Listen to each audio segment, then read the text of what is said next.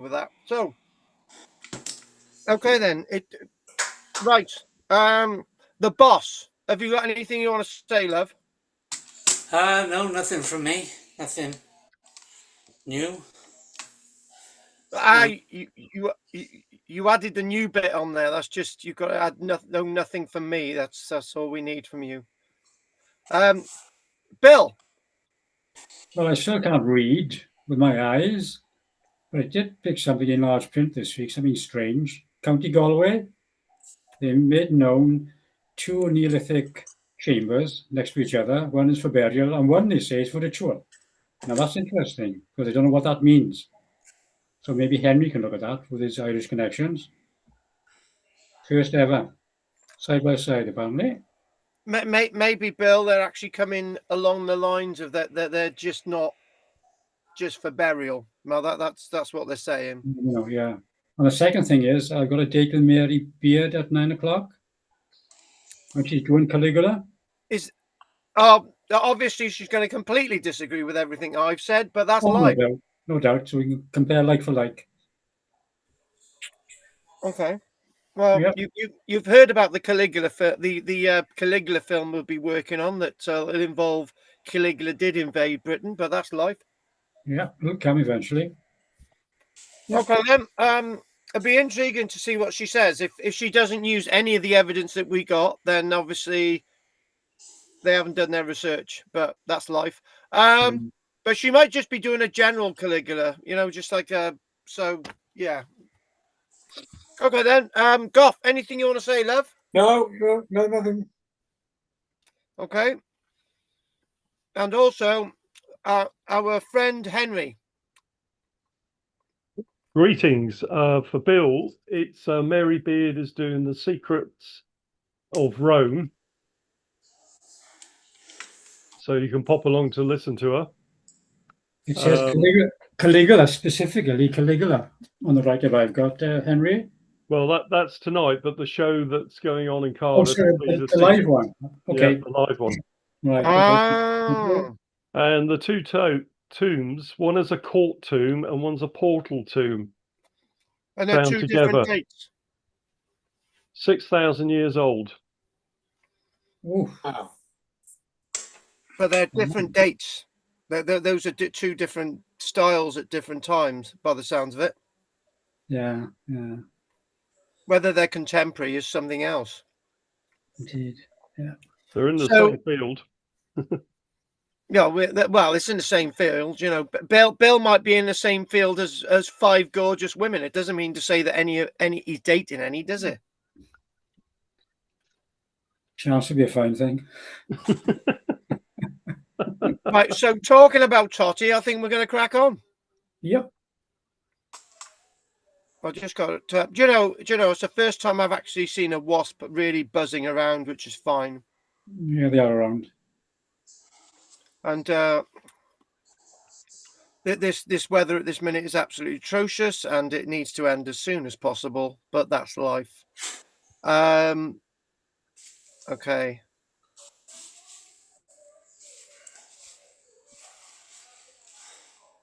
If I should get stung in proceedings, then you'll know what's happened. Mm-hmm. Right. So hang on a minute. Right. Good. Right. Thank you. Gone out the window. Good. Right. So let's crack on. It's Roger had a lot to say last night, to be honest with you. So we won't really do what Roger did. But if I can just get that image, my screen is just a bit blittering. Right. What are you looking at this minute? A map with a diagram on it. A tumulus in it. Well, a field map, yes. Field. Mary's Church. There's a map from approximately, I think it's 1877. I think this one is. Anyway, Roger's had a bit of an obsession over this. This is in St. Mary's Church, is associated with Whitchurch in Cardiff, and he's going out to do some research to see if there's anything about this Roman station where there's no evidence. And apparently that tumulus marked on the map has actually been built on since. So Roger discussed a lot about this last night, and he's going to be writing a piece for the magazine anyway. So I just wanted to say that there's something that's very much occurred to me recently, and it's the landscape where I am in West Wales, and the point is to do with this weather. And as we've got a map in front of us, this is obviously Whitchurch. I'm talking about West Wales, but one thing that really occurs to me is as follows. Um, I went to a do on Sunday, and the place that I went to had beautiful green fields, had wonderful green trees, had green hedges. Everything was green around. Where I am in, and this is only down the road, where I am in West Wales, it's open fields with hedges and very few trees, right? And it started to get me to realize that they're not farming the landscape properly in West Wales, because in these conditions, nothing's growing. But the other place I went to, where farmers are working the landscape differently, where they've got lots of trees and lots of bushes, animals are surviving a lot better, and it's green still. Anyway, I'll talk a little bit more about those observances in a short while. So tonight I want to look at Chelmsford and a few anomalies with the Romans in Chelmsford and the Iron Age in Chelmsford, which sort of points us in the direction of where we've been going at with Verulamium and Camel and Junum, and the likes of Londinium as well. So that's when we're coming on to Chelmsford. It tells a different story within the Roman world. And Richard, I hope, yeah, he's just left you. Thank you very much. So I just wanted to mention that if this is something, if anyone wants to come on in my ghost walks, because you're members, it's free.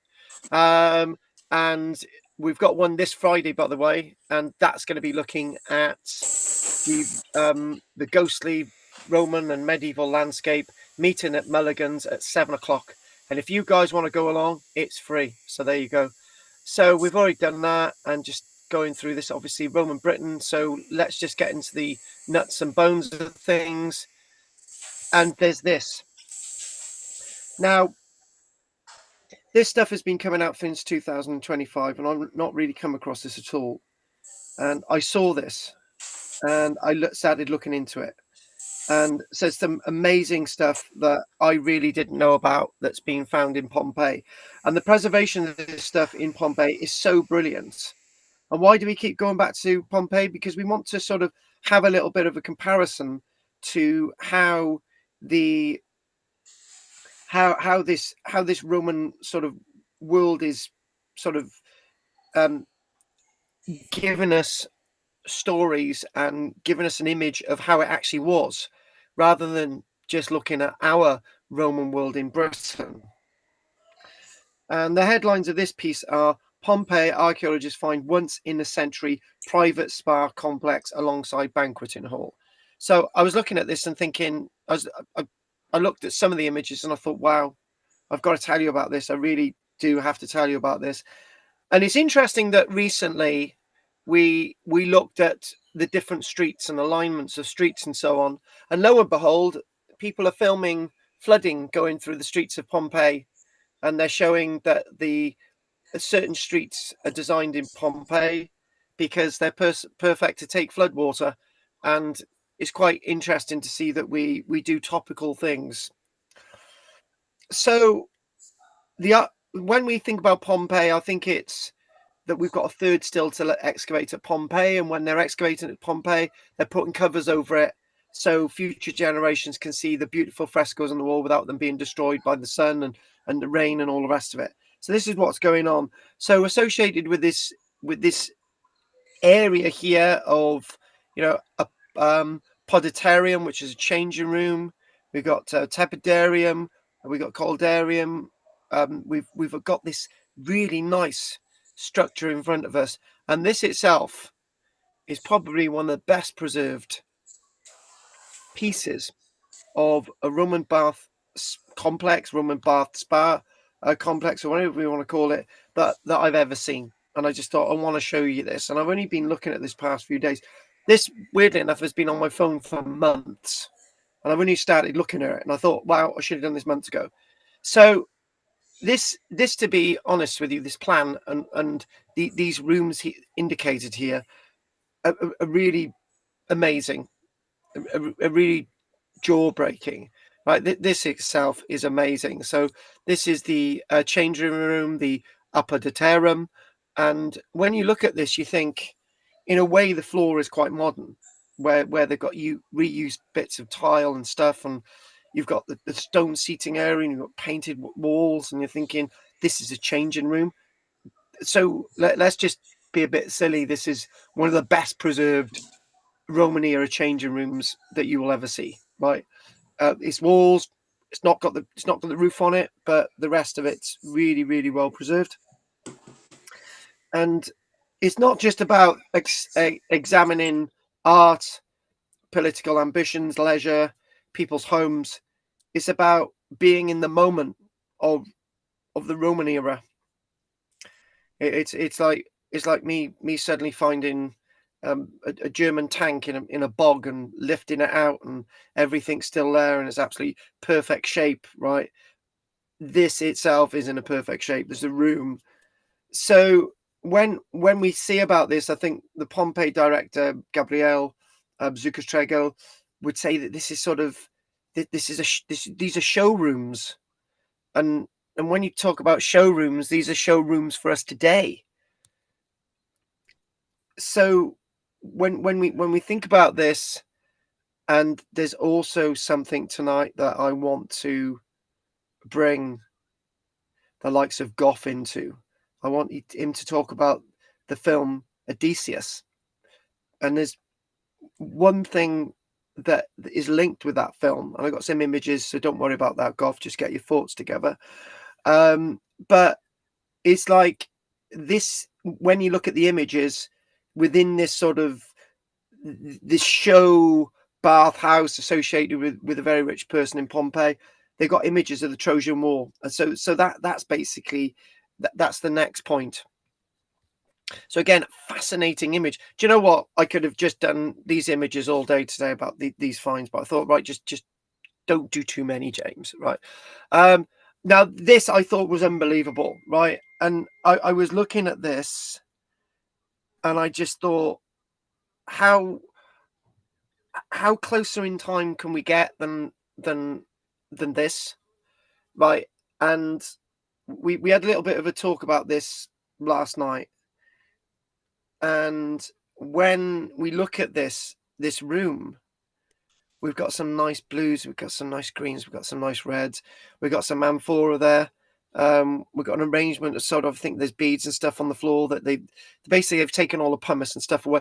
But what really interests me is this interests me. This really, really does. This interests me because my dad was a builder, and unfortunately he's got he's got Parkinson's now, so he's can't. But my dad was a builder and a carpenter, and mainly a carpenter actually. And I remember going into houses with him, and it was just like what we would see in some of these houses that I'd go into with my dad, and Richard would know, we had houses like this in Barry. And what they would do, they would just put the pipe work in the wall and they'd just plaster over it. And years later, you'd need to rip out the lead pipe work out the walls and sort of do the piping in copper and all the rest of it. Well, my dad would take the piping out because he'd probably need to he'd take it to the scrappies, and he would just lay some really nice copper pipe in it. My dad did some good plumbing as well. And this is what this reminds me of. It sort of reminds me of a Victorian house with some lead piping in it that needs to come out, which is sort of set in the wall. This is what this reminds me of. And I go back to that, and I'm thinking it's like so close in time. And this is what I'm saying. It's so us, Carl, is that a tree stump Where?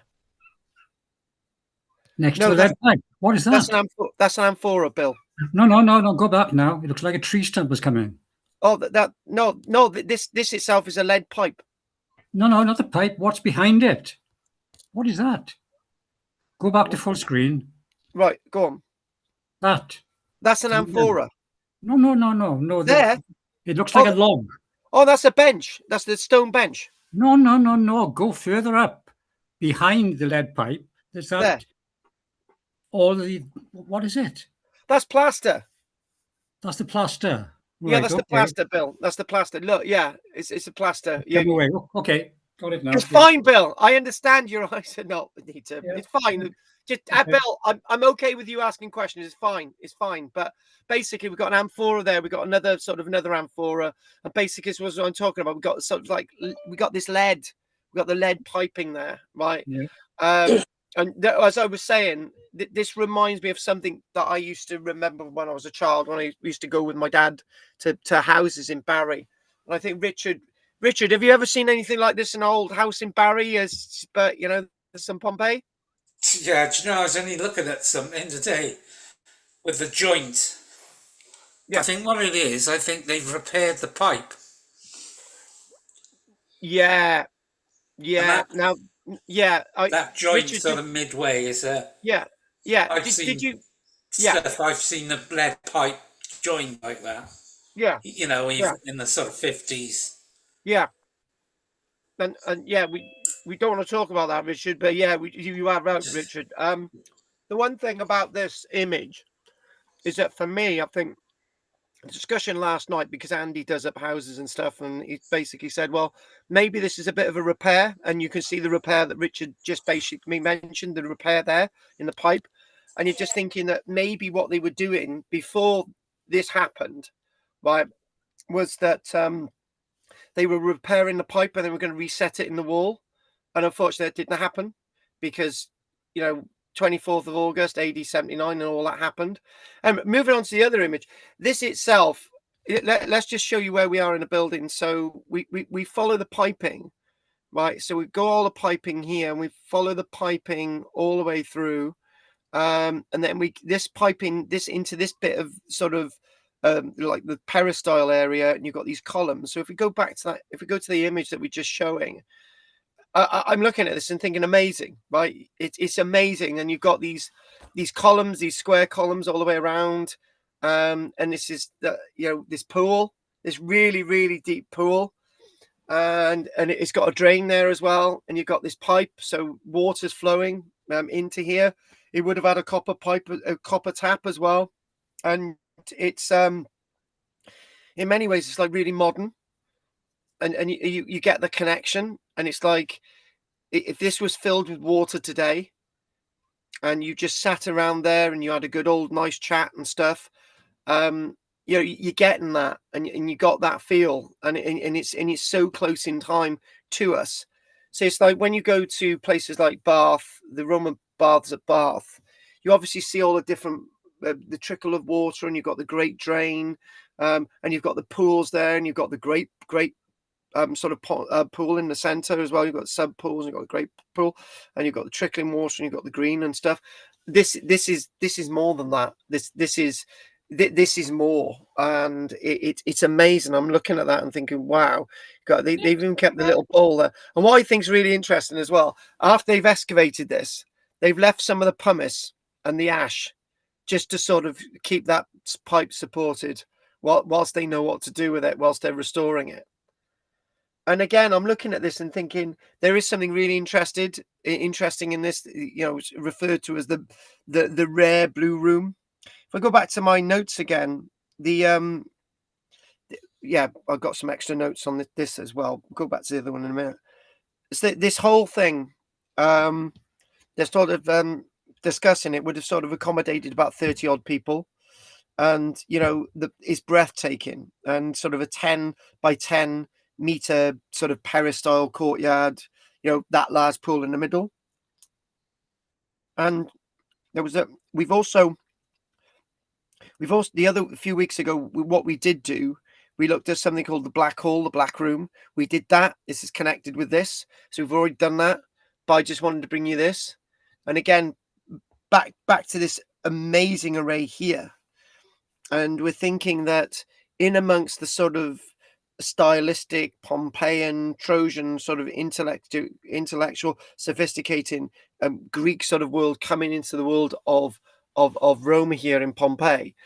And this is really interesting that they've got the amphora upside down, as if somebody's going to collect it and sort of take it somewhere and wash them, swill them out, and sort of reuse these things.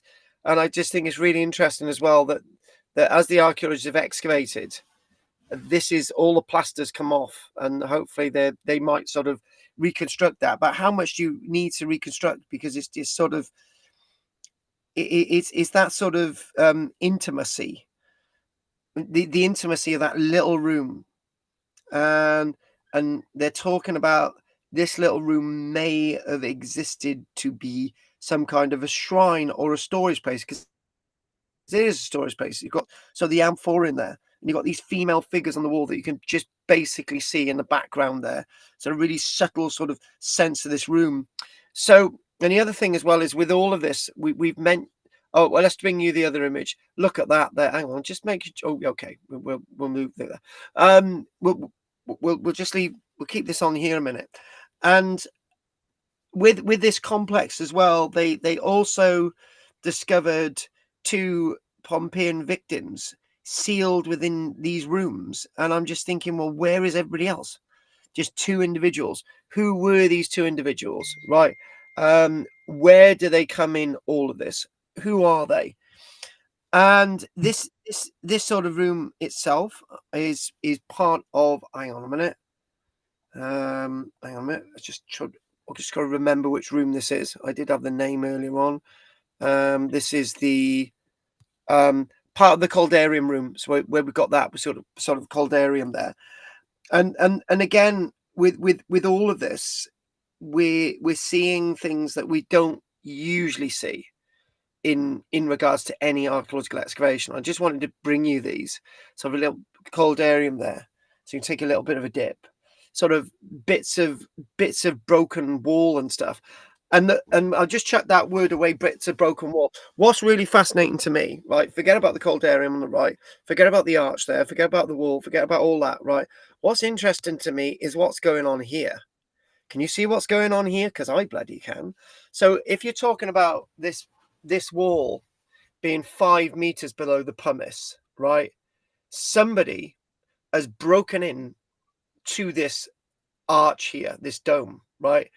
And what they have then done is that they have made these holes, right, to actually climb down. Or, Bill, is it the other way around, where somebody did actually survive, and these holes have been cut in here by somebody that actually survived and used these as sort of little hand and foot putt logs to actually get out?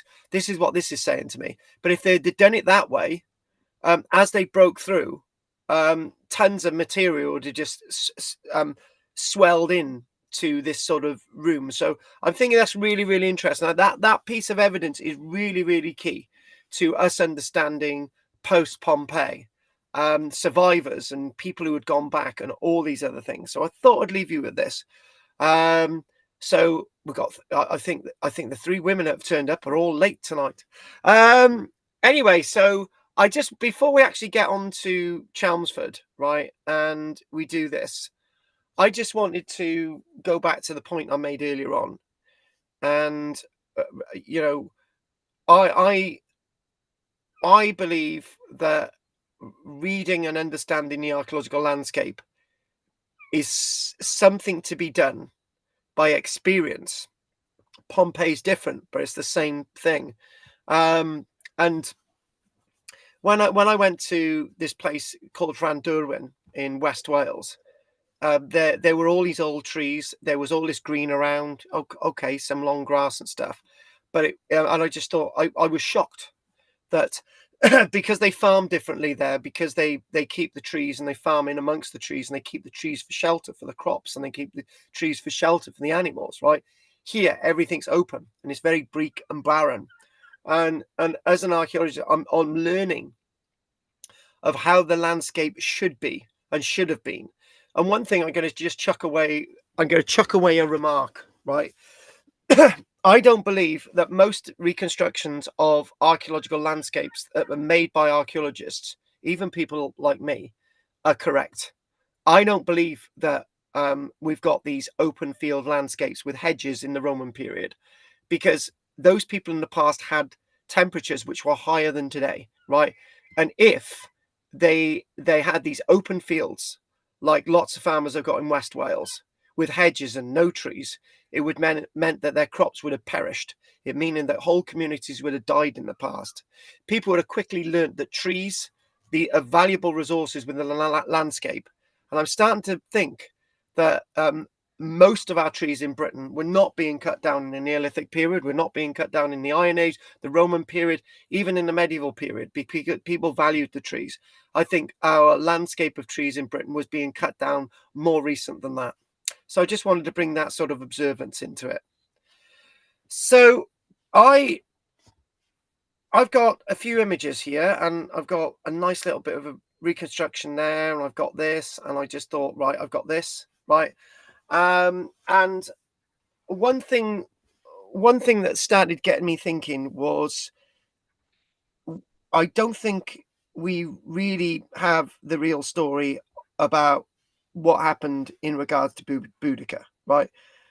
And when I say I don't think we have the real story, I think there's something really, really wrong with the Boudican story altogether, right? And what I mean by that is that when we looked at last week, when we were looking at, for example, Caliver Atrabatum, right? It was the big question. So let's put that chart on, which I just had a moment ago. We had this big question, right? Why is it Colchester, London, Verulamium, St. Albans were destroyed? But why is it Caliver Atrabatum, Silchester wasn't touched? Why is it Chichester on the south coast wasn't touched? Why is it Chelmsford, which is between Colchester and London and Verulamium, St. Albans? Why is it Chelmsford wasn't touched? And this has got me thinking. And I just thought, who told us the story about Boudica, right? It was the Roman historians. Who told us the story about Boudica and tens and hundreds of thousands of warriors wandering across the British landscape, being fed with people going back and forth to Tesco's, right? Who told us all these stories? It was the historians, right? It's more likely less than 10,000 people max, maybe 5,000 people in this put together band of people that Boudica actually had with her, right? Because the landscape couldn't have supported them, right? Chelmsford is a clue to all of this. It's a really, really good clue, right? And I don't know if some of you saw a series years ago. I think it was a comedy series. I think it was called Chelmsford 1, 2, 3. I think it came out in the 90s. It was like a comedy Roman spoof series, and they chose that for a reason. So when we think about the archaeology of Chelmsford, it come to my like when I saw this image of archaeological work in Chelmsford, and I just thought, that guy's excavating a body. Chelmsford, where is Chelmsford? It's not far away from Colchester, is it? But it's on the way to London. The one thing about Chelmsford, there is no Boudican layer. There is no big black layer across Chelmsford, right? So what is going on? Chelmsford is on the way to Londinium and Verulamium St. Albans. This is why I got quite excited about this. I thought, why is there no burnt horizon? So what is Chelmsford? Where does Chelmsford come into this? Where does that body come into it? And a copper alloy crossbow brooch and the two other companions with this individual. So I looked into this and I thought Casamagus, which is the Roman name for Chelmsford, existed after AD 61, but existed immediately after AD 61, and the events of Boudica and the big black layers going across Colchester, London, and St. Albans. So I got really excited about this, right? But again, I'll repeat that. It existed immediately after Colchester was being rebuilt. Immediately after St. Albans was being rebuilt, and London. So if these places are being rebuilt, who is rebuilding these places if all the people are dead? Yeah? And you start to ask those questions. Start to get excited about those questions, right? So when I calm down and I just think, right, okay, set yourself in, let's go to a little bit of a plan a minute. Let's see what we've got. Calm down, please. And we think, well, there's this road. There's a road not directly to London on the way to London, right? and my mind is starting to think, how much of the Boudican story is actually real? How much of St. Albans is actually part of the story? Was it an accidental fire? Was it to do with the rebellion? What is going on? Is there coincidence in here? How do we see all this? So what they did was that the archaeologists have been excavating in Chelmsford with remains like this, Roman Chelmsford. And what they did find, they found this massive building, which is referred to as a sort of a mansio, right? Sort of a stop-off point, you know, and all these buildings would have been timber, right? They would have been bathhouses and stuff. But again, these are going up immediately after. And it's almost as if, what is happening? What is the real story? So if instead of asking where did Boudica destroy Roman towns, which Roman towns owe their existence to Boudica? Chelmsford is one of them, right? It wasn't built by Boudica, but it was built immediately after the events of AD 61, whatever those events are. And when we think about this, and you know, Caesar Magus, and if you want to do your research about this, there's no localities in Britain that have got the name Caesar, Claudius, Magnus Maximus, any of these people, right? No, Magnus Maximus. Oh yeah, we wouldn't be in there anyway. But no, nothing. No city in Britain's called Constantinople. No place in Britain is called the Diocletian city, right? This place is called Caesar Magus. It's not named after Nero either, who was the emperor at the time. It's not named after Claudius, the emperor that passed away a few years earlier. It's named after Julius Caesar. And this is odd. This is really odd. And this is the discussion that I absolutely wanted to do. I just thought this is a great topic for us to look at. And arguing against the traditional history. So when we've got Mary Beard, which some of you guys want to watch after this, which is fine, okay. It'd be interesting to see if Mary Beard sort of agrees with some of my Caligula stuff, right?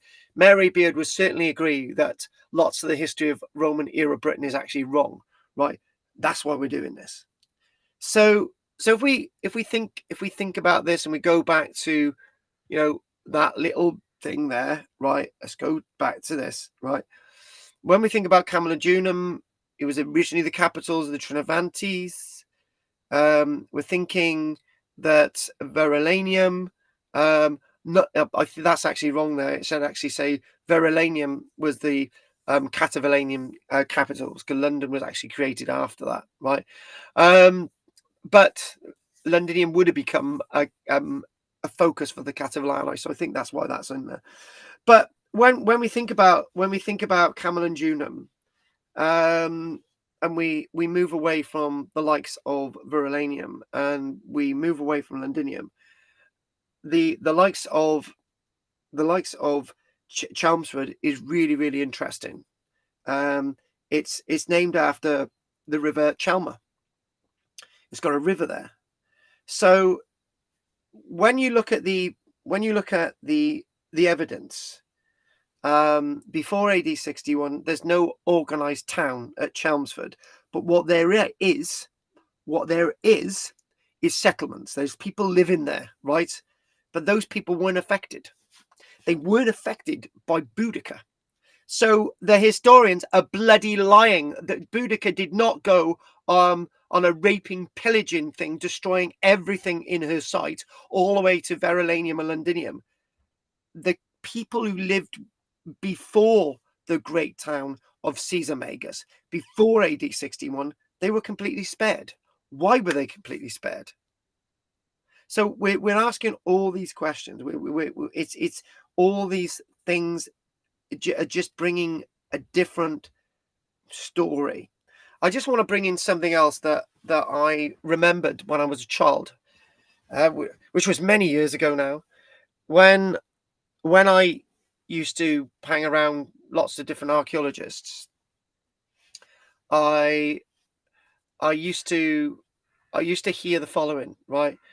But it used to be, by the way, Karl, when you're looking for a Roman site, there's a black layer. a black layer will indicate a Roman site, right? Now, that's not always true, right? Not in my thing, but lots of archaeologists will say there's a black layer, right? And they're talking about sites in Wales. They're talking about sites in Scotland, right? Not Colchester, not Verulamium, not Londinium. So the point is that this black layer is synonymous with the Roman period, not necessarily to do with the likes of Boudica, right? So thinking of Chelmsford, if we go to sort of a little bit of reconstruction here, and we think of this, right? We think about a roadside crossing where we're looking at this fantastic image, a few people living there. These people weren't affected, right? It's likely that those thousands of people that followed Boudica were happy to get here, and they basically said, well, you know, we got food here, we got grain, we'll feed you, right? And actually, the reconstruction is really good here because it's showing like a landscape that's got lots of trees, not organized hedges and stuff, landscapes that you can park in between the trees and all the rest of it, right? Which we're actually going to be trying in West Wales. So last night, Roger said, "Right, I'm going to chuck you a load of money to plant some trees," and I thought, "Really? Okay, thank you very much." But what we are going to be doing in West Wales, planting loads more trees to see if we can manage the landscape better. Because what we've done in West Wales, we've done exactly what everyone else has done, and we've suffered for it. So what we're going to do, we're now going to use a few acres and just spread trees over them all, and then the sheep can graze in between them, rather than having hedge around the outside and sheep grazing in a field where there isn't anything in this type of weather. Anyway, back to this. So what we've got no burnt layer across Chelmsford. Although there's no significant settlements, there is something going on. Right. Now, if we go back to this, what I wanted to say is following that the Chelmsford is indicative of change. So what I mean by change is that I think you need not to misinterpret me, right? I'm not saying that the Boudican rebellion didn't happen, right? Because we've got evidence at Colchester, Verulamium, Londinium to say that something happened in AD 61. That's evidence. That's archaeology. Screw the historians, right? But what's happening is that the Romans see that they need to change what they're doing, right? And they need to build more settlements, and they need to have settlements that are less spread out, right? So this is why Caesar Magus is there. This is why Chelmsford is there. So what we got between AD 61 and AD 70, many archaeologists believe Caesar Magus was established in the years immediately after the result, within days, right? And again, this is the question: how is it possible? You know, how is it possible? So Roman priorities are dramatically changed. Whatever this is, the rebellion or whatever's happening, right?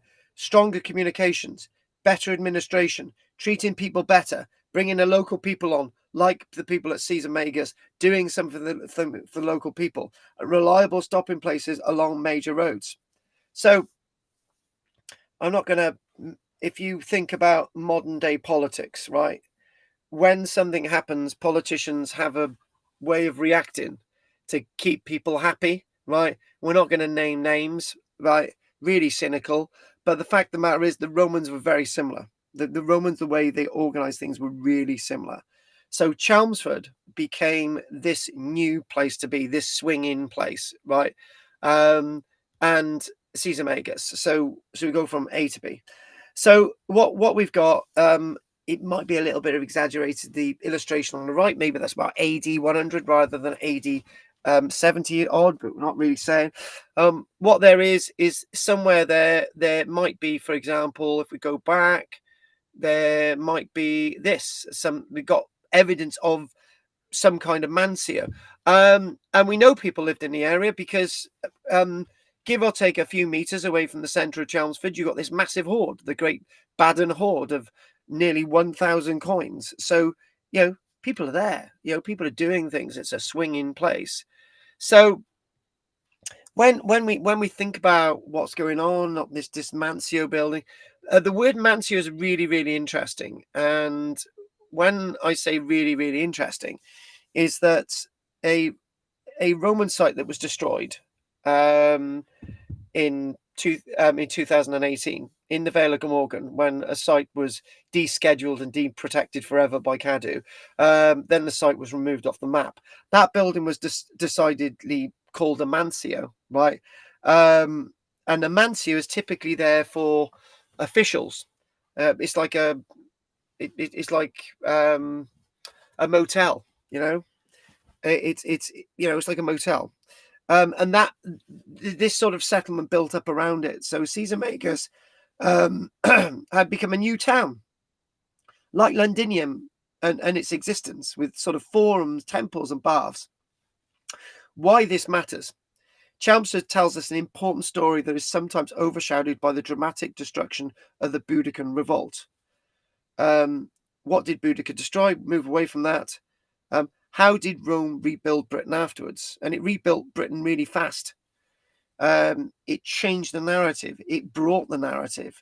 It used the narrative. So they're grabbing the narrative and changing things, right?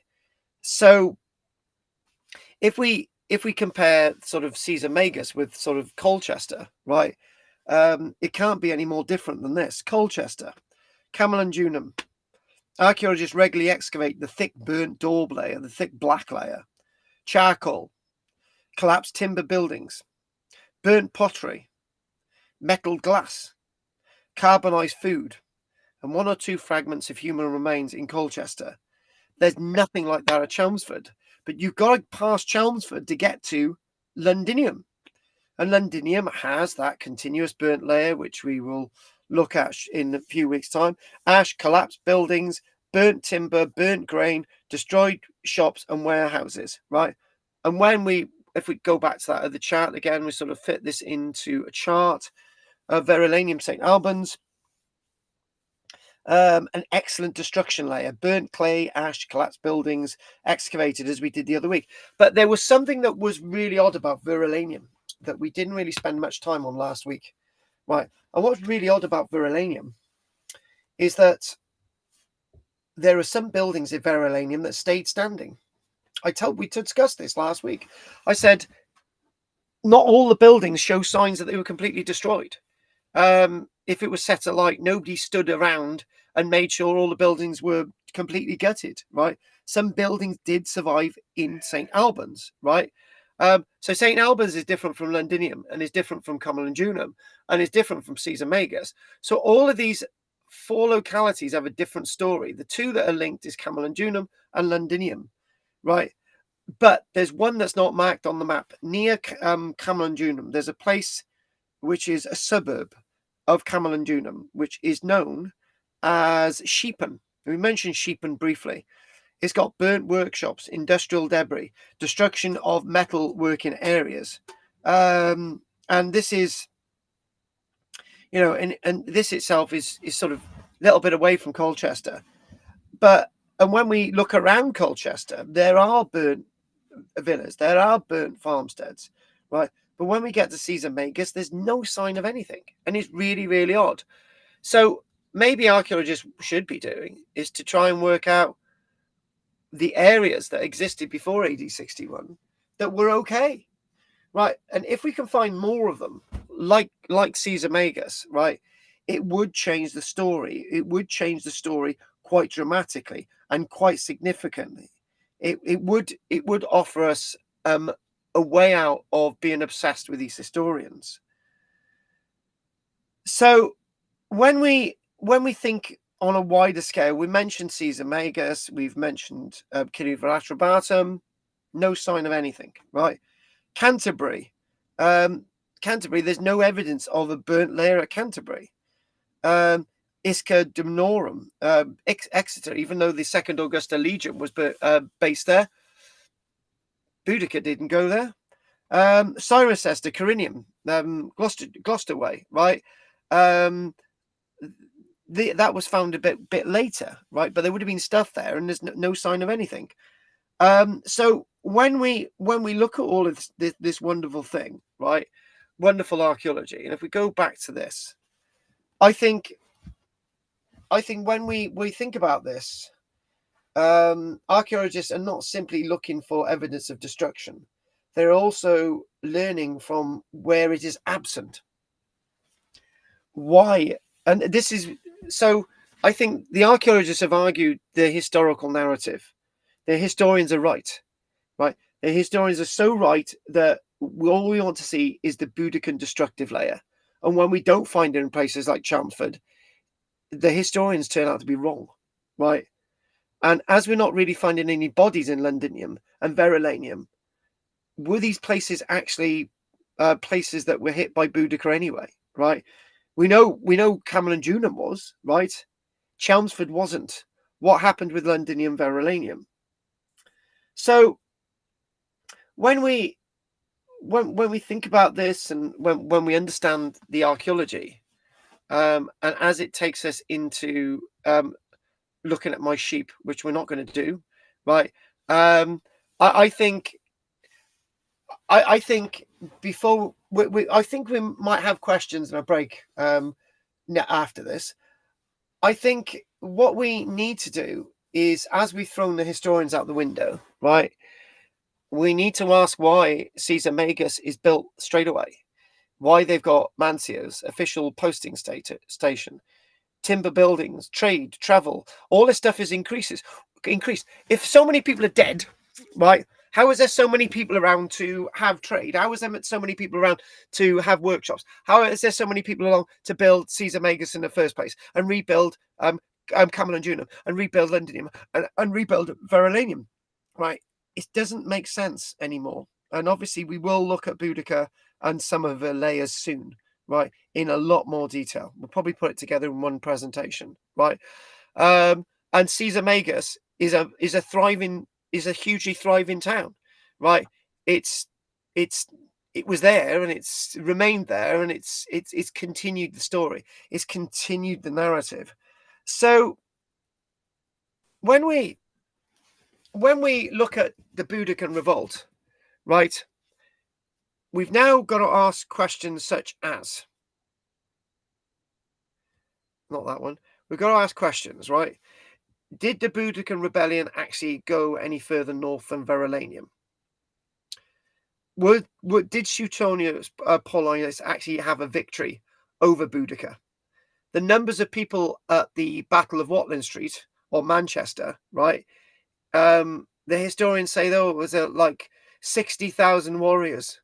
I've read accounts of 100,000 warriors with all their chariots and children and wives and grandparents who have joined along with the ride, and these 5,000 Roman legionaries destroy and butcher everybody on that battlefield.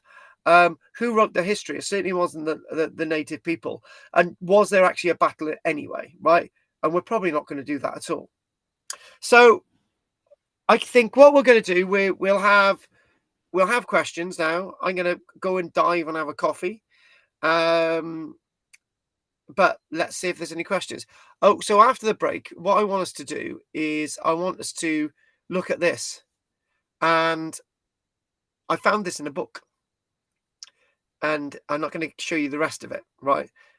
And we've got a couple of other things as well after the break. So I'm starting to realize that there's so much stuff out there that we don't know about, and even me. And that's one thing that we're going to look at after the break, right? It's unique. It's so unique, right? So okay then. Weirdly enough, right, we've got how many of us? We've got 9 of us tonight, which is great. Pat was with us last night, right? So Pat swapped with Judith, right? So there we go. So I'm going to find out the Reverend Bill Howells. Have you got anything you'd like to say? Going back to Pompeii in the Bath House, Carl. It was great. Where, sorry? It was amazing seeing those images. Yeah. When I was there, obviously I went to the Caldarium, Frigidarium, etc., Tepidarium. What you showed, I didn't recognize at all. Was that in a different part of the town, or was an extension close by, which was excavated since I was there?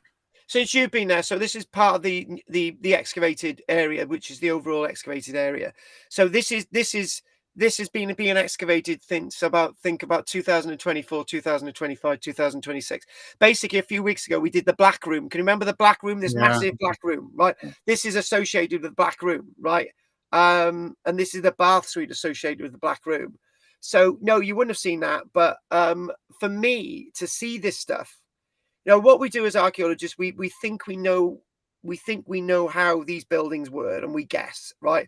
When you've actually got the archaeological evidence to actually tell us what they look like, right? That's why this is so amazing, because it's like a postcard with instructions telling us most of what we needed to know. When we looked at the Black Room, which is associated with this is part of it. We actually had the ceiling stuff as well, so we knew what the ceiling looked like as well. Yeah, those holes cut in the wall. That's a mystery. That is, I can't work it out anymore. I'd have to think about that. But Bill, when I talked about that, we know that people are reoccupying the top bits of Pompeii. Right, we've got archaeological evidence for that now, and I'm just thinking, well, if you broke into that from above, right? How are you supposed to do the slots going down, right? Well, you're not. Well, presumably, use a ladder in one side and try to work your way around that. Oh, yeah, maybe you come in with a ladder, right? Yeah, and you put these slots in to go out, or is it, as I suggested, there were survivors and they put the slots in to go out? That's more likely, actually. I would have thought. Yeah, Bill, that would be amazing, right? Because that would be amazing. Yeah, it would be amazing, because all the historians say nobody survived, right? Yeah. That's what the historians say. They say nobody survived, but this is archaeological evidence saying that something's happened. Yes. Yeah. Of course. Okay. Thanks, Carl. I'm okay. I'm done. So, and do you know what? I feel with that? I would love to know if there's specific archaeological excavation evidence. What the archaeologists would have done, they would have excavated down, maybe not realizing the significance of that. But there would be a void there or something, which would be created later, and there'd be different deposition. Yeah, it's really interesting stuff, that. So, although if they were survivors, wouldn't Pliny the Elder or younger, who wrote the account, have made contact with them to get a first-hand account? Pliny the Elder died trying to save these people, so it'd be Pliny the Younger. So, yeah, just a thought. Yeah, it might be that lots of people didn't want other people to know they survived. It's just, or maybe the people who survived were people who shouldn't have been there. I.e., if they've got bags of gold, they don't want other people to know that they've survived and come from Pompeii. Yeah, but conjecture. Okay. Typical Barry people who hang around your car, Bill. Anything you want to say, boss? No, very interesting. I was just putting on. There's been some. Been quite Sky, Toby Driver, who works for the. The aerial photography. Yeah. Just some stunning aerial shots now that they're coming in with the parched fields and everything. Yes, and Roman fort up in Conway, I think. Something by your Lambert's away, isn't you? Yeah, exactly. Iron Age Corral. Apparently, yeah, I've heard of that. An Iron Age Corral, yes. Yeah, it's very. That's about it. Yeah, no, it's good. It's good. Toby's doing a good job. He's been there for 100 years, so he keeps going. I think Toby was out there with the Wright brothers taking aerial photography, but that's probably, yeah. Yeah. He's been there for ages. Right, Henry, anything you want to say? That was very good. There's a lot to unpack. Yeah. So it'll take a little while to just sift through. Obviously, Pompeii is always special, and there's always going to be a lot more to come out of that. I think today there was pieces in the newspaper about reconstructing ceilings with Greek mythology in. Oh. So I think it's a daily thing. Yeah. And it is an obsession. It is. Oh, I've got to say it, Bill. It is what it is. Right. Okay then, Goff. Anything you want to say, love? No, you like asking questions, don't you? What's that? You like asking questions. You don't accept anything I love asking questions. I love asking questions. I know. And, It's great. Good. and the thing is, somebody unfortunately I got to stop. I got to get distracted occasionally by YouTube and TikTok and videos and stuff. And somebody put a video online, a little short one the other day, and they said the Roman army built a fort at Blaen Cumbach, which is near Neath. And I said, hang on a minute, mate. There were local people already there, and the Romans adopted some of the existing banks and ditches that had been long since abandoned. The Romans weren't completely responsible for what was going on there. And people what they do, they take what they see on the internet as read a lot of the time. And I'm glad you said that, Goff, because I was writing a column for the local newspaper last week, and I just thought, right, I'm going to go into this, right? And I looked at, and I was doing what's called staiths. They're arches which are in docks, which would have been temporary quays and whatever, well, permanent quays, I would say. And people were saying this and that about them, and I just thought that's not right. So I really dug into it, and I thought the stuff on the internet's wrong, and the published stuff is wrong, right? And me and Richard come across the official council website, and it says the Romilly family created their estate and bought their estate in Barry in the 1400s. Well, the Romilly family didn't come over from France until the late 1700s. And he's just thinking some stuff on the internet is just read as fact, and it's wrong, and we need to re-look at this stuff and constantly keep us thinking and ask those questions. Right, thank you for that, Goff. Anne, anything you want to say, babe? Well, it's a bit unfortunate that I missed what you were saying about Bulgicar because I couldn't get online. But that bath looked like the one they use in the rugby bathrooms. Oh, it does. And do you know what? Talking about rugby, I didn't tell you. Did I tell you I went to Joshua Navidi's house the other day, and we were having a good old chat. Yeah, so that brings me back to the old rugby baths and stuff. So that's where that brings me back to.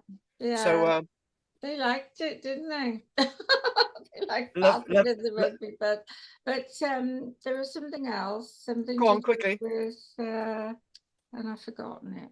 That's the trouble. It's just. Anne, write it down and ask us after the break because I'm going to go and get a coffee in a minute. All right. Can we go and have coffee? Yeah, we can in a moment. We can. Del, do you want to say something lovely quickly? No, I like that first bit with you, but my son just came home from wherever he's been. Mm-hmm. So I have to go and sort him out. I tell you what we'll do, we'll get the recording over to you, Del. That's what we'll do. Oh, no, that's okay. That's okay. I got the gist of it. Okay, then. Okay. Yes. I met a guy from Chelmsford on the boat. And here we go. No, we're not. Bill, we're not doing last week. It's not happening.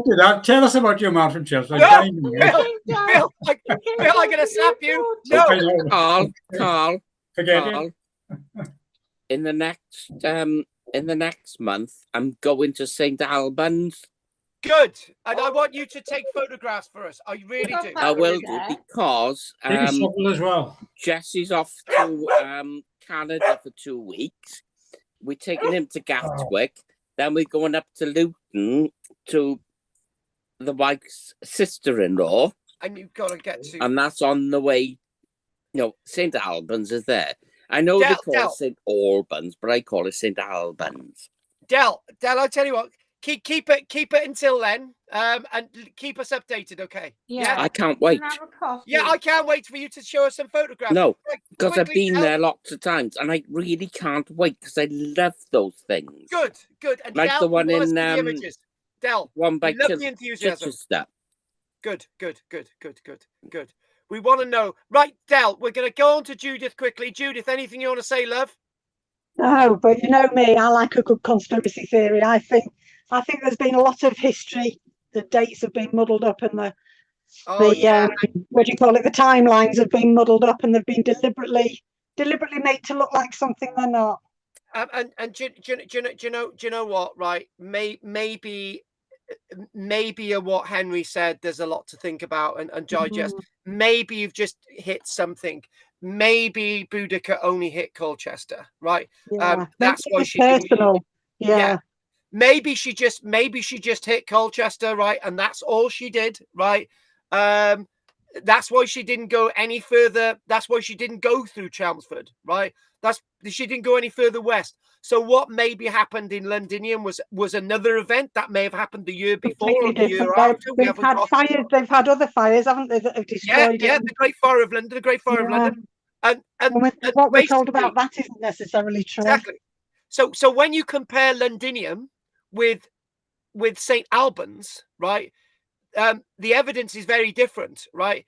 Was the event caused by the same people, right? What we're going to do, we're going to take a break. It's 8:13, right? Some of you want to be wrapped and done by 9, so we're going to have a quick break. We'll be back in just over 10 minutes. Speak to you in a minute, guys. I want that chair. Yeah. Wow.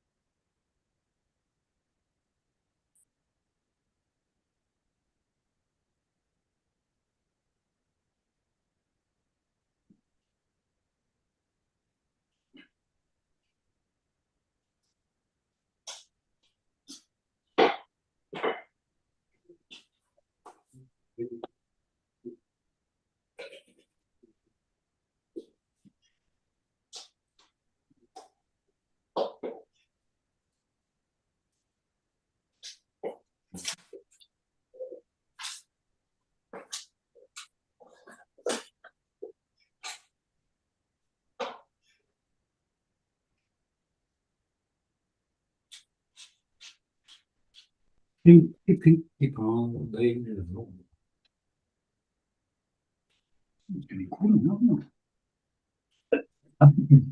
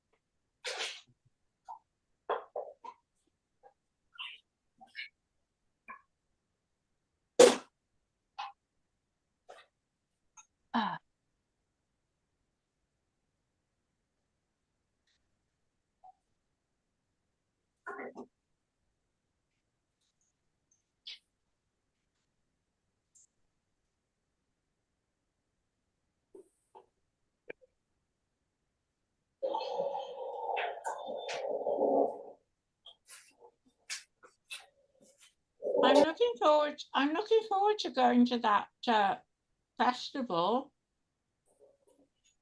Bill? Hello, Anne. I'm Hi. here. What festival? You know, next month. Oh yes, the September month. Yeah, I booked 4 talks already. Have you? Yeah, Oh, in the library today. I was in the library today. you've got to book them. Oh yeah, Oh, some are £5. Most of them are free. But they oh. advise, they advise you to book because you need to keep an eye on numbers, you know. So I think you can do it online now if you want to look. What, we're talking about brothels, are we? I've got a booklet, so I can, sort that out. I'll read. I haven't read it yet, but I did mention Archaeology Cymru at the History Festival. No, it wasn't a History Festival. It was a You did. And I general mentioned Paul as meeting, well. a sort of quarterly meeting Okay. of all the history groups in Ogre. Yeah. I think it's all for the good of the country, Anne. I really do. No, it's yeah. Yeah. It is. Yeah, it is. Yeah. But anyway, Well, I was there trying to promote Hugh's history group. is that And weed? I did say that I had 10 years experience with Archaeology Cymru. You've had. Hang on a minute. You've had a lot more. You've had a lot more experience, right, than 10 years. You've been with Archaeology Cymru since 2007, right? So that's 19 years. Blimey. Oh. And you lasted well. I'll say that. You lasted well. Bill, shall I send you some of my weed? Just cigarette, that is. There's no smoke coming from it. Yeah, no, it doesn't suit you, Carl. That's just a. Carl, blow it my way, Don't please. start smoking at bloody. Oh, don't start smoking at 50. It's a prop. It's a prop from one of his acting. It's like when my niece started smoking at 40 odd. Why? Wait. Why? Look. Me and Del, right, are buddies, right, and we're gonna go out. We're gonna get a muddy lake, right, and we're gonna do a man thing, jump in that muddy lake, and we're gonna have a boys thing. We are. Well, as long as it's naked. Well, yeah, that's exactly what it is. Oh my goodness me! The problem is, Del, right?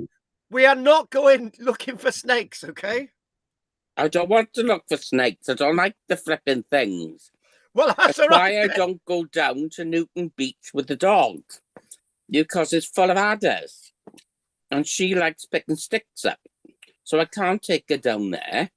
Because if she sees an adder, she thinks it's a stick. She picks it up. Right, guys, we're going to crack on. We're going to crack on. It's 8:27. We're going to crack on, and it's all for the good of the country. I say it's all there. So right, let's crack on. Let's crack on. Well done, Bill. We're going to get straight to it. Bill, are you going to jump in the mud with us naked and just sort of me and Del? No, I'm far too sensible for that, Carl. I'll just watch you. Are you doing a ghost walk on Friday? All right, John. Yeah, I am. Are you interested in going? Well, Hugh would like to go, and he ain't got anyone to take him, so I can't really go because I'm not supposed to drive in the dark. But it won't be the dark, won't it? No. Well, we won't be able to pay you in advance. How many people have you got going already? And babe, there's 9 books so far. Dell wanted to go, so you could pick Dell up. Oh. And 4 members. It's free, but if you want to give a contribution, then I can use that to buy some trees. Oh, well, I could give a contribution. Oh no, I am a member. I'd love to go, but I can't get there. No, honestly, Anne, right? Honestly, if you want to come on a walk on Friday, it's members free. But obviously, if you want to make a contribution, then it's not going to me. It'll go towards getting some trees. And so that's what we'll do. Is it behind the Mulligans? It'll be beyond the Mulligans, Anne. Yeah. All right. Okay. But anyway, guys, that's off my apple tree. Oh, I can't. That's a gala. Absolutely lovely. And by the way, Del, you're gonna have to send everyone one, and Goff would love one of your apples, right? Anyway, of course, I shall do. Right, so, I'm silent and thingy. Right, guys, what can you see on the screen at the minute? A lamb. A lamb. That is that is Snowy. That is my beautiful Snowy. Okay. So all I can see is mint sauce. Oh, right. Richard, I'm going to slap you. Richard, I'm going to really slap you across the gob in a minute. Right then. Right. Okay, then, guys. Now, I've got to get into the mode. Just let me get into the mode. Now, there are occasionally things that I get excited about, right? And it's usually things that I don't know about, right? So I saw an image, right, of this writing. And we're going to get into it straight away. This. Now, I'm not going to say any more. I'm just going to go on to my little story, right? So, me and Michelle, it was 2 years ago, we went to Pim Saint. And Michelle went into the museum at Pim Saint after we had our little guided walk, you know, around the old workings, the Roman and the later workings at Pim Saint in West Wales. National Trust property. And we went into the museum, and in the museum there was a little mention of some gold being found in Pim Saint, right? And it basically said, oh, you know, we've only got replicas on display and nothing much more, right? And I just said, and she said, oh, it also says that the gold is in the British Museum. And I just thought, oh, right, typical, right? So I went home that evening and I just thought there's something not quite right about this. So we dug into it and and it turned out that some of the gold is actually at Carmarthen Museum. So I contacted Carmarthen Museum and they said, actually, we've got these items. They're not on display. It's gold that was found at Pim Saint. And the gold found at Pim Saint was probably not made with gold from Pim Saint, which makes it even more interesting, right? So I handled this gold in Carmarthenshire Museum, right? And there were 6 people watching me handle this gold, not because I told them I was from Barry, because even the staff in the Carmarthen Museum hadn't seen this artifact, right? Some had come along to see me handling this artifact, right? It was like a brooch and there was a gold chain, right? And the point is I'd never known about that gold from Pim Saint, that Roman gold from Pim Saint ever. And this, tell you what, right? This is amazing, right? I got so excited about this. So I was looking in a Welsh language book associated with the National Museum of Wales. And it was basically, I turned through the pages and I just thought, oh my God, this is from a place known as Tomen-y-Mur, right? Tomen-y-Mur is 5 miles away from Trawsfynydd, right? And this is a tablet that was found at Tomen-y-Mur, right? Now, the story about this tablet is really amazing, right? And I really got to come back to this tablet again. I really, really do, right? But it's just a little bit of an overview. This is Britain's only surviving Roman will ever, right? There's only 4 other wills from the Roman period being found. This is a Roman will that was found in Britain, not at Vindolanda, not at Londinium, not at Eberacum, York, or Durham, or anywhere else like that that's got organic stuff. This was found at a site which is known as Tomen-y-Mur, right, which is near Trawsfynydd. or near Tomonamur. And Tomonamur is a Roman fort. It's an Wales. amazing place, right? Tomonamur. I've been to Tomonamur. We were going to have a trip there, which we didn't do. And whoever's making noises in the background, don't, because I really got to get into this. So this is the first page of a Roman will, right? And this is the first page of a Roman will that was broken in two near Trowthrun in the late 1800s, 1840 actually. And this was actually one object of 12 that was found in the 1800s. Only this item survives today. The other 11 items disappeared. Now, some of the 11 items might actually survive, but the story is quite interesting, right? So we know about this will, not because it was known about before 2003. We knew about this will from two old letters. And that's it. Some people thought it was a piece of fantasy, but guess what? The will was refound in 2003. I kid you not, in London, of all places, right? So basically, it's a wooden book, right? And this is the only leaf that survived, the top bit of the will. And the letters basically describe this object. Up until 2002, all we knew was from two letters, right? And one of the letters, written in the 1800s, basically said, I saw the book a few days ago. A book, because there was 12 bits of it, 12 bits of wooden, a book. And basically they were bound together by through these holes with a bit of leather strapping. We don't know if the leather strapping or not survived, right? So basically, so what happened is describing that on the rest, it had been partly obliterated by carelessness of the farm servants. So the other rest, we don't know if they survived, they were damaged, whatever, right? It was believed, describing in the 1800s, the work is probably a relic of an ancient druid who may have employed a modification of Roman alphabet to write their own language. Now, the interesting thing as well, we didn't have much in the way of this in Britain at the time. They actually didn't think this was Roman, right? This actually is a lower cursive Roman text. This is what they would write in, not capitals, right? This was found well before Vindolanda, well before the Burleys at Vindolanda, well before any tablets found in London. This is basically unique, right? So the letter in the 1840s basically says the author of the letter had mistakenly linked the text to the Druids, but did well to identify it as Roman, right? Since it is the cursive text. Basically, in school, when we're children, right, we sort of join the letters together, don't we? Right. We join the letters together. Remember doing all that? Yeah, went on for hours, right? No. Make sure that J's a certain shape and whatever. We did all that, right? Now, interestingly enough, this wasn't found. Wait for it, right? Deep breath. For me, this is really exciting. This wasn't found refound until 2003. It had disappeared for over 150 years. Well over 150 years. So, but before we go there, right? There's another letter, right?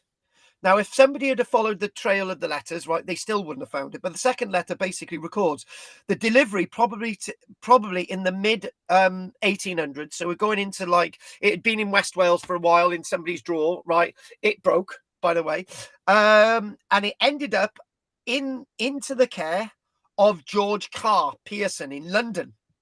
Pearson studied the tablet, but never returned it to anybody. He basically kept it, and that's it. Kept it. Disappeared. That's all we knew. We don't know anything more than that. However, right, this is where it gets even more interesting, right? Eventually, the tablet was found again when clearing a house in West Kensington, right, in 1991, and it came into the possession of a guy by the name of Stafford Ellerman, who actually thought it was a bit of wood, right? And he could have likely given it to his children to play with, but whatever, right? He probably thought it was a Victorian piece of wood, so he kept it in a drawer, right? It wasn't found until, again, he found it again in 2003 because Mr. Ellerman, right, this is 12 years later, watched a story about the Vindolanda tablets, right? And he realized that he owned one of these tablets, right? He took it to the British Museum, right? And the British Museum was able to work out what it was directly, right? Because of these letters. Now, this is the thing, right? There's loads of little bit of interesting stuff, right? If the letters didn't exist to say that they went from West Wales to London, right? At least one of them, right? Nobody would have known where this came from. People would have thought it's come from London. Yeah, it would have come from London, wouldn't it? Because it's been found in London in an attic. Obviously, it was found in an excavation in London, the 1950s. Nobody reported it, whatever, right? But because of these letters, it was able to be generously donated to Amgueddford Cymru, which is the National Museum of Wales. Now, I am actually thinking, right, if I go ahead and do more of these live shows, right, I need to get to the National Museum of Wales for a day, right? And I need to stare at this, right? And guess what? Guess what the scale of this object is? It's 15 centimeters long by 10 meters wide. I kid you not, right? So the tablet is a thin rectangular slab of wood from a silver fir tree, which was not native to Britain. And I've told you that silver fir trees, you know, tablets found in London, right? The wax coating on this side, right, is now degraded. Originally, this would have been a smooth, dark coating made of beeswax and a colouring agent, probably soot, in which the scribe wrote with his stylus. So it's basically covered in like a layer of wax to like preserve the document, right? Now, we know of about 300 of these documents. So, Bill, me and Bill had this discussion before, did we not, Bill? It's actually written into the wood, right? It's so basically there's a coating there. It's written on top of the wood, right? And that's recorded, right? That's covered with another material, right? Beeswax, whatever, and that's what we've got. So, with careful photography and meticulous study of the original, it is possible to discern a ghost of writing in many places. The writing is in lowercase Roman cursive script. The Latin forms the first page of a will. Now, where are the other 11 pages? Did any of them actually survive? But this was found in the 1840s, unfortunately. Now, because of the feminine form it's written, right, we've got an idea that this, not an idea. Now, we know, right, let's talk about facts here. This will is really unusual, and why? It's probably about from AD 100, a link to the Roman fort at Tomonamur, right? It's well before the 120s anyway. And this changes everything. And why does this change everything? Listen to my words now. Its author names an heir to his estate. Guess what? The heir to the estate was a woman. Oh, I kid you not. A woman was to be the heir of the estate, a woman, an actual woman, right? So when we talk about, the reason why I'm excited about this is because women in the Roman period, we're told by historians, really didn't gain estates. The estates were not handed to them in inheritance, right? But this will tells a completely different story. Wouldn't it have been great if the whole thing survived? And the reason why this is linked to Boudica, right? And this by chance we find this.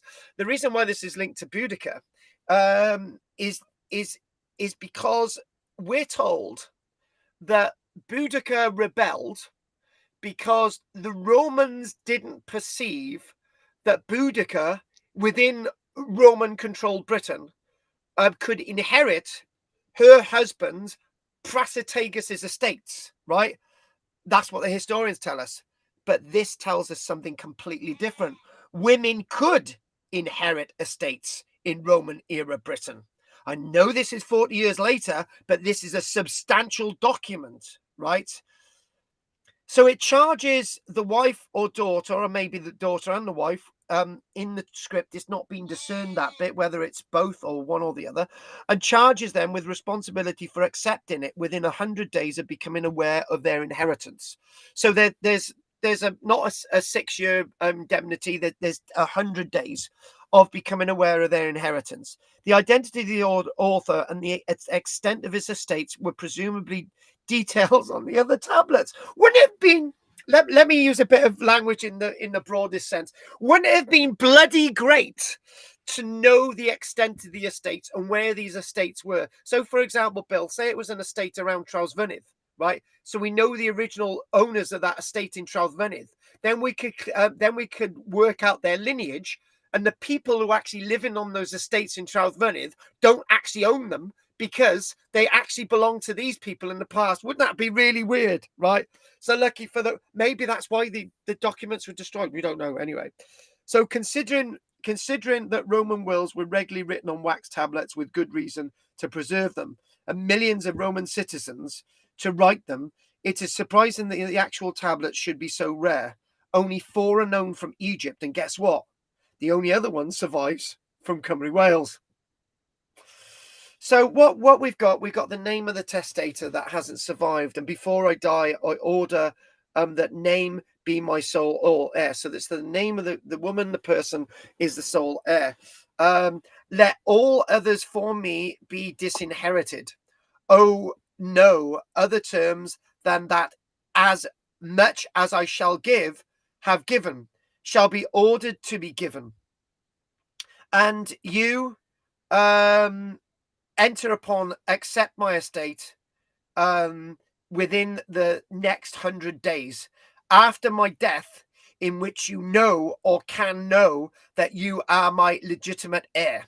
In the presence of witnesses, let the heirs be those who know that they are of this property. So in other words, I don't know if the right term in Latin is the indicative form, whatever, where the form is written in to address a woman, right?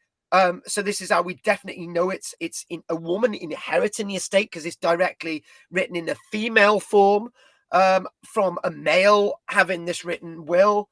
But if you do not thus accept my estate, if you refuse to enter upon it, you will be disinherited, whom I have instituted as my sole heir. So in other words, this would have gone, the estate would have gone to the Roman state. Naturally, it would have been. So I think that's really, really interesting, right?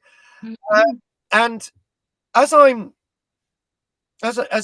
getting really excited, and I just think of this, and the reason why I get really excited is because this image was one of the first postcards I ever bought from the National Museum of Wales shop when I was about 9 years old. And it showed Roman pottery that had been found in 1979 in Holt in North Wales. Now, one thing that we haven't done is examining Roman pottery, right? And this pottery looks very much as if it was made last week. Roman pottery was made at Holt in northeast Wales, and it was generally made on the wheel. And I'll tell you something about the wheel stuff in a minute. It was generally made on the wheel, but there is one thing that has really surprised me about this this Roman pottery, right? Is that object there, right?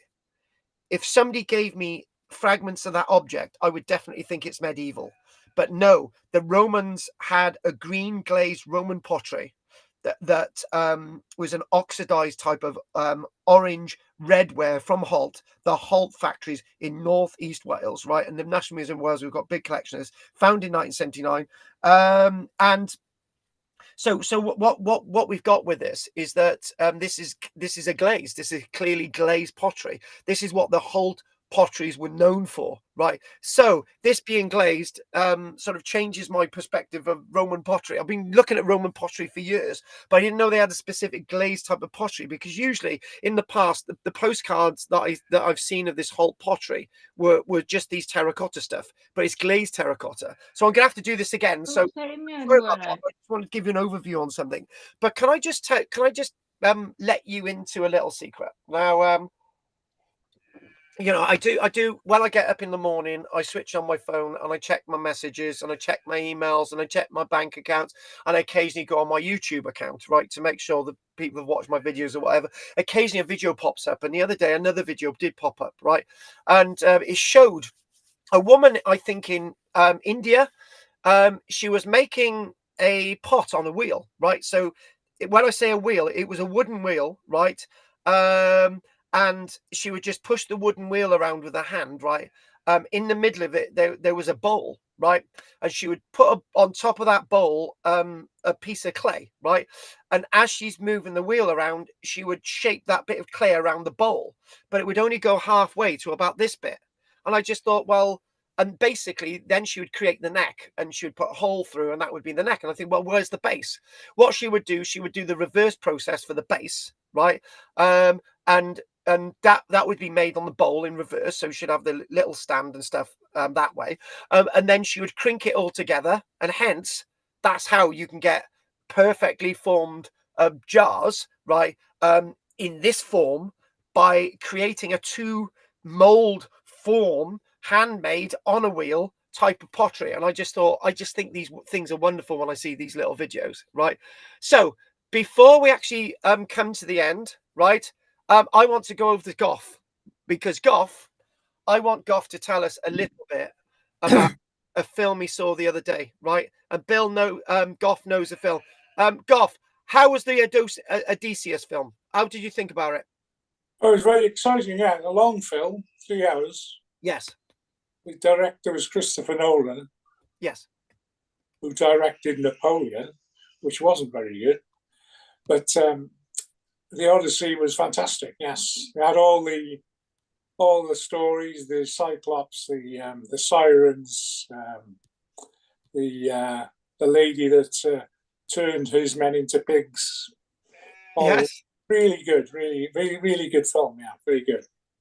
So one thing, the reason why I wanted to mention this is that they're saying that they're going back to how films were made in Hollywood in the 1950s and 60s by using no CGI, no green screens.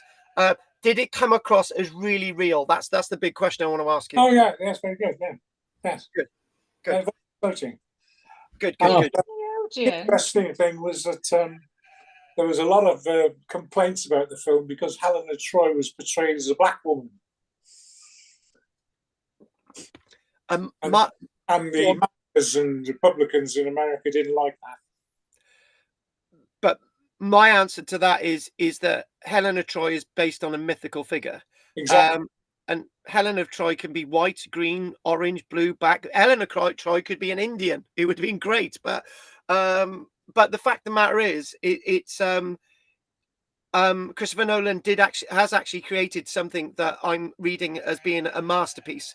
It does go back to sort of the Ben-Hurs and those types of films. And I just wanted, and the Red Cloak and all those types of things. So I just wanted to hear that from somebody who's actually seen the film. I recommend it to anybody, but take sandwiches and a drink because it's a long film.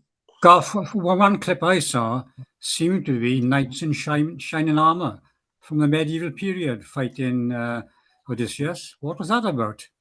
The silver, yeah. Explain a little bit more about that. I know what you're talking about. Go on, Goff. Oh yeah, that scene. Yeah, I don't know because I haven't read the Iliad. I don't know but they went to an island, and they were like Cybermen. They were they encountered who smashed up their boats and killed them all. So I don't know what creatures they were because I don't know. I've never read the Iliad. I don't know Homer's poems. So what were they portrayed as in the film then? What are they called? They're like still. Go on. I don't know. I don't know. Is it in the Ocean? So Anne, you're gonna have to look this up if you can. I would like to see Odysseus. I'm gonna see if Michelle's got some time to go and see it. But one thing, Bill, is that I know what you're talking about. There are these like silvery type knights, which Goff said are on the island and so on. But the fact of the matter is, you are talking about a portrayal, right? And the one thing about this, none of that CGI. So basically, what they did, they filmed all that, and then use that. The actual figures, it's not sort of, these real figures, real people that are in those sort of the armor, and obviously they're made to look bigger. So obviously you can do that if you get the camera cinematography right, but no CGI was used. So this is the thing. Yeah, it wasn't a digital. Most films now are digital. Yeah, it's not digital, is it? This is projected onto the screen like the old days. Yeah. So they had to find projection. They couldn't find projectionists in the UK. So they had to find these old duffers that knew how to do it. and retrain people to use the reels, because it's reel to reel. You know, it's like when we used to go when we were kids. Oh my God! Hang on, stop a minute. So that's one detail. So it's actually a proper old-fashioned reel projecting on the screen. Yeah, it's not digital now. Oh my God! Right, that sounds absolutely amazing. That sounds. You don't notice it, you know. No, but it. Oh my God! Well, you're a filmmaker, you person, you. I know I'm a We don't filmmaker, know. but We don't know what he's talking about. it's just Go on, I go thought see there it, was Anne. a lot of animations in it. Oh God. we don't need animation, and we could do the raw stuff, right? And this is how I Yeah. act anyway. Oh. So I think anyway, it's thank you for that. So yeah. what we are going to do now, we've got I think we've got, hang on, we don't have many more images left, so I just wanted to go back to that original point. We are coming to the end tonight, so I just wanted to show you, right, this is how bare our land is in West Wales, right? And I showed you an image of a tree earlier on which was green and lush in about 10 miles away, right? And the reason why our land is like this is that we decided to be like all the other farmers in the local landscape, to have several acres of land with hedges around with no trees, because there were no trees here.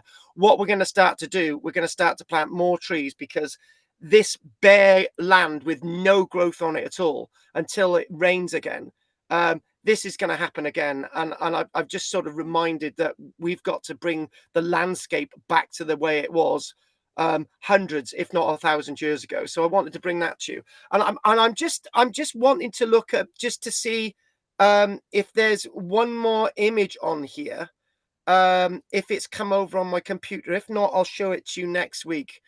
It hasn't come over, so I'll show that to you next week.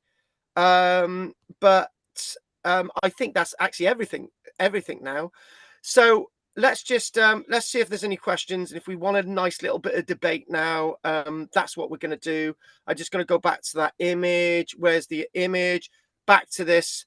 And if we always go back and we just compare that one image, and I just want to show you, where's that image that I showed you earlier on?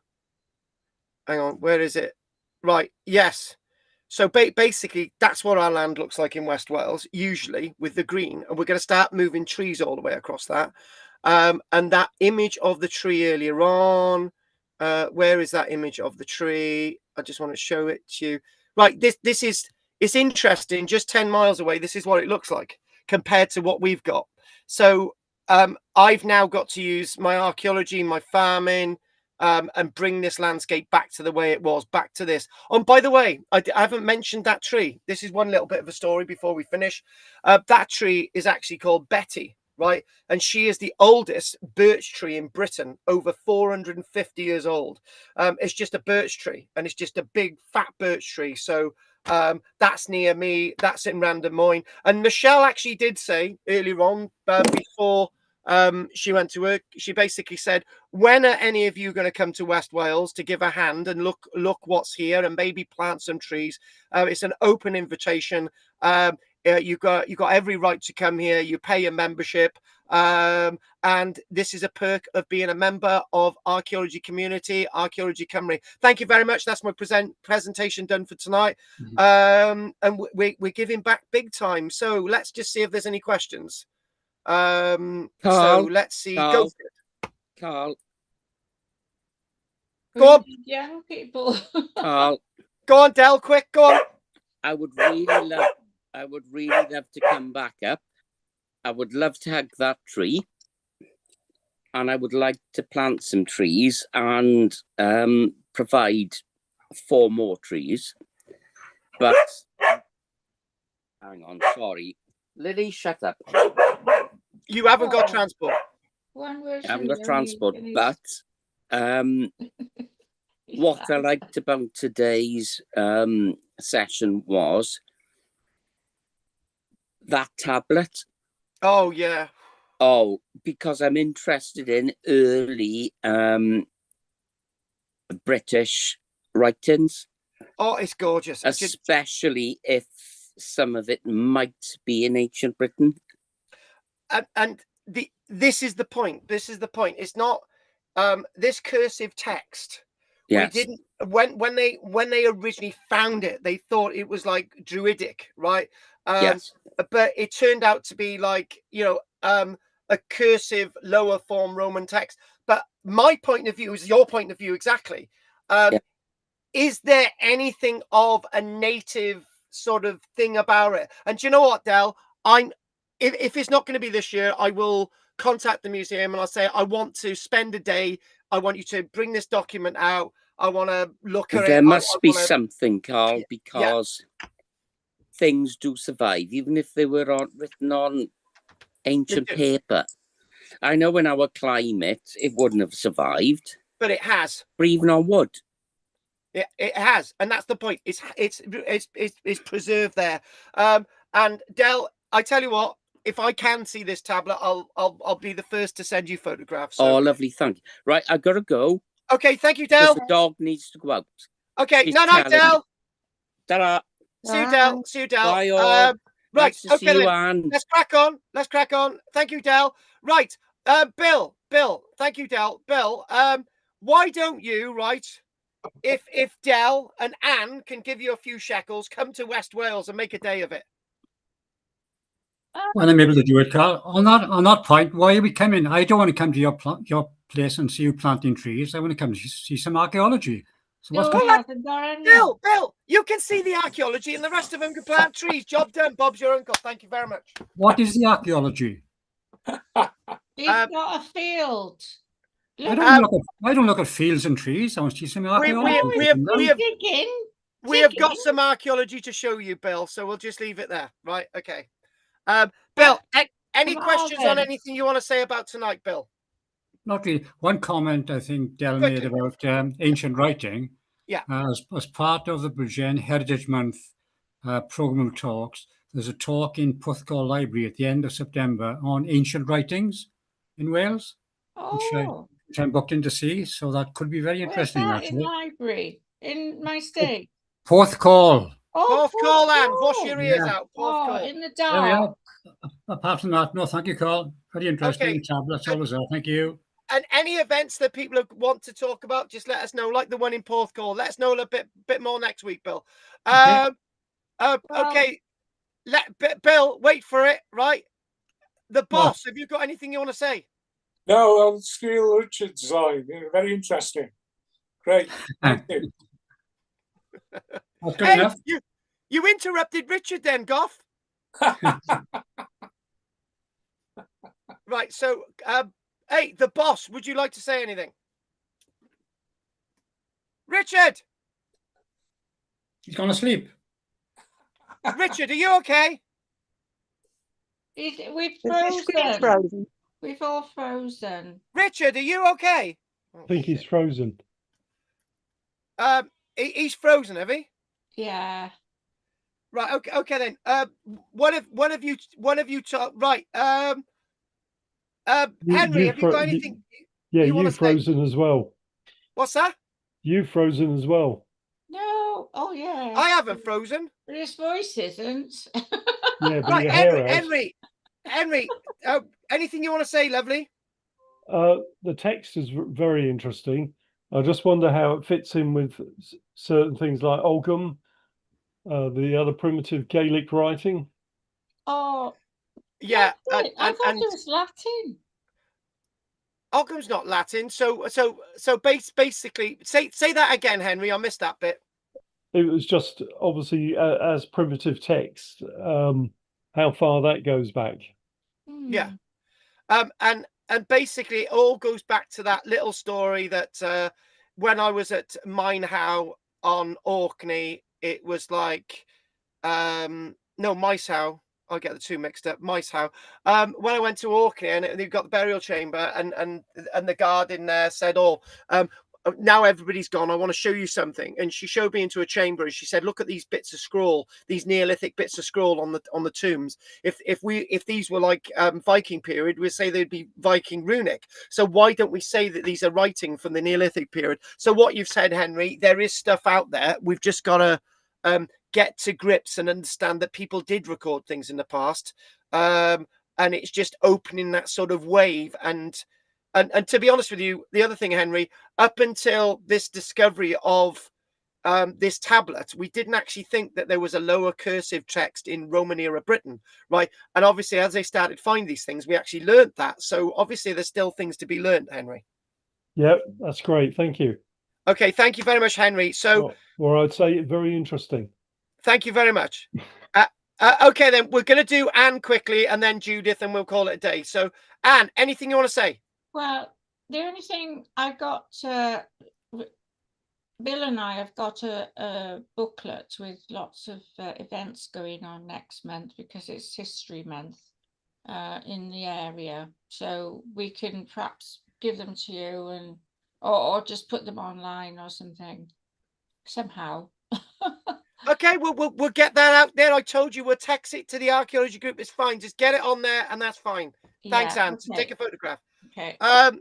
Right. Judith, when are you coming to West Wales? When there's a nice bit of sun and you can plant some trees, Judith? Oh, I don't know. I'm on holiday at the minute, so I don't know. You're trying to have a holiday. I work every week, every Friday, Saturday, and every other Sunday. So if I can get away, I'll try and get over there because I like sort of ghosty stuff as well, ghost walks and stuff. But I don't think August will be a good time because everybody else wants to be off then. And hopefully there's going to be a lot of rain in August, and we can start living again. Yeah. We can start living sorry again. I haven't seen you, Judith, all this time. Oh, I know. I had to I'll move have to over come on a Tuesday. Tuesday. Yeah. Tuesday. With all the ladies on a Tuesday. Okay. Yeah. Anyway, right. Anything else you want to say, Judith, before we call it a day? No, I'll be back to Tuesday next week because I'll be back at work. Okay, then. Right. Okay. Anything else? Anyone got to say anything else before we finish? Okay. Anyway, thank you very much, guys. I really appreciate your time. And I'll see you on Friday. Anyway, good night, Goff. Thank you. Bye. Join us on a Tuesday, Anne. Henry. Good night. Have a good week. Good night, guys. Have a good one. Bye. Good night, guys. Have a good one. And Anne, come on Friday. Let me know. I need to know. And Henry's going to come on Friday as well. He could do with a good ghost walk. Yeah. I'm on duty. Any bloody excuse. Okay then. Right. Anne's gone. Right.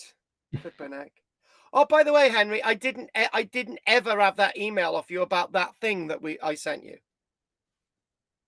Yeah, I sent it twice, so I'm not sure what's going on there. I was on duty on last Friday, so I couldn't get to it then. But I've had a look since, and I've sent it again. But so I'm not sure what's going on. I usually get your things on to Archaeology Cymru, but that's where I sent it. I've just not had it.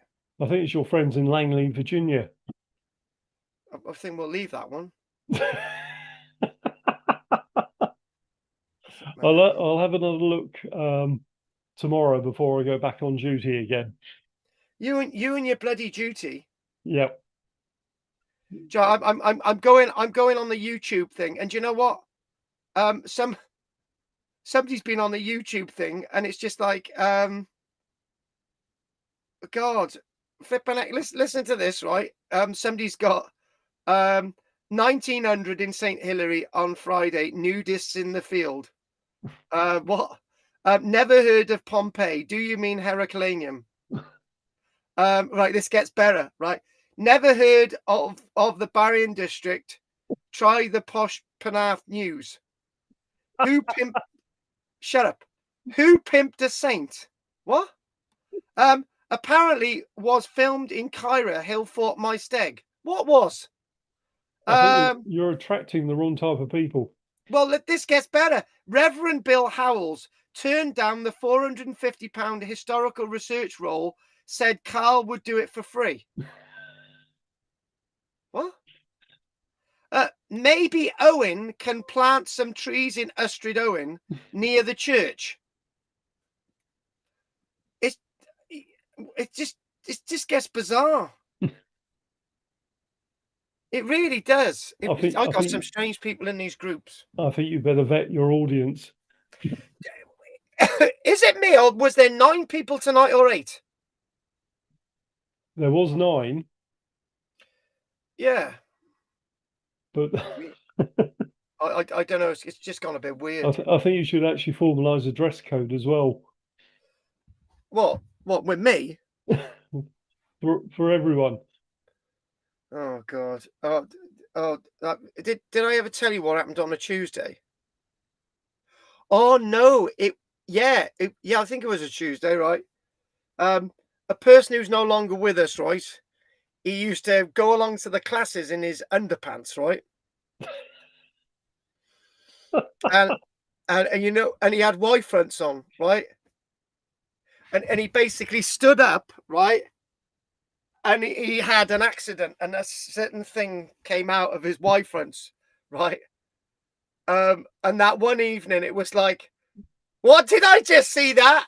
And the other one goes, oh yeah, I just did see that. And I said, what are you on about? Did you see what we just saw? I had to watch it, and unfortunately, I wish I never went on the playback on that one.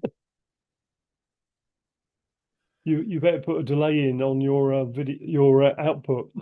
How am I gonna know? Well, just God. Right, on that note, if you can get that over to me, that would be great. Oh, and the guy who's written all that stuff, Jarden, he's on there, and he's gonna drink some whiskey. Tell him not to. It's a mistake. Yeah, I don't know what's going on. I really Right. don't. All right, then. I will no doubt see you next week. Yes, and Maybe. then I'll have to update you after that, but I'll do that offline. All right, then. Okay, I'll speak to you soon. Okay, bye for now. Take care, Henry. Night. Have a good week. And you. Take care. Night. I'm all alone with Hugh. I'm all alone with the gang. So it's all for the good of the country, as we know. Okay, right. Then. Do that offline. All right, then. Okay, I'll speak to you soon. Okay, bye for now. Oh my God. Care, Henry. The problem is using the camera on the laptop is not the best, right? It'd probably be better if I had a bit more light, which I didn't use tonight. Anyway, those actually watching live on YouTube, I've got to go out and sort out the sheep. It was dark skies for the first time in ages. Not red skies, it was dark skies, right? So I'm hoping that it's going to rain a lot tonight. And if it does rain a lot tonight, it would be absolutely brilliant. So, Nostar, you're still there then. Wonderful, Hugh. By the way, Hugh, if you wanted to come on the Ghost Walk, you've obviously heard from Anne, and just yes, if you do come along, any monies you pay for the Ghost Walk on Friday will go towards buying trees for the West Wales. So that's what we're going to do. So anyway, I'm going to leave it there. I've got a lot to do. Bringing the sheep in, bringing the goats in, feeding the sheep, giving the sheep some much needed water, sustenance, because it's I'm just really praying it's going to rain. Anyway, diolch yn fawr chi, Nostar. I'm on a heed. Let's look in the chat box.